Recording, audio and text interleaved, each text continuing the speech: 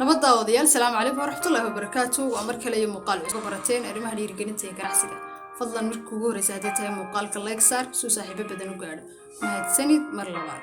waxaan ku wadaa promotion aad u qaali ah oo kaaga yimi kambaniga caalamiga Obros Global waa kambani kuu saacideynaya ama kaa caawinaya inaad ka ganacsato in ka badan 200 oo wadan wuxuu soo bandhigaa waxyaabo aad u muhiim ah oo ay ka mid tahay healthigi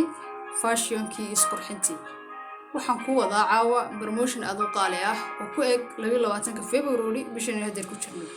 promotionkaasi wuxuu ku saabsan yahay Fountain of Life waa sharoobo dabiici ah badankii waa maqasheen waana aragteen intiina kale aan maqlin waa sharoobo si dabiici ah jirka uga shaqeyn doonta waxyaabo badan u tari doonta waan isticmaalay anigu wax badan bay ii tartay waxay ii tartay gaas oo in badan aan lahaa sidoo kale waxay iga caawisay inay iron-kay kor u soo qaado sidoo kale waxay iga caawisay samboor waxyaabo aad u muhiim ah ama faa'iidooyin fara badan ayay leedahay haddii aad iibsato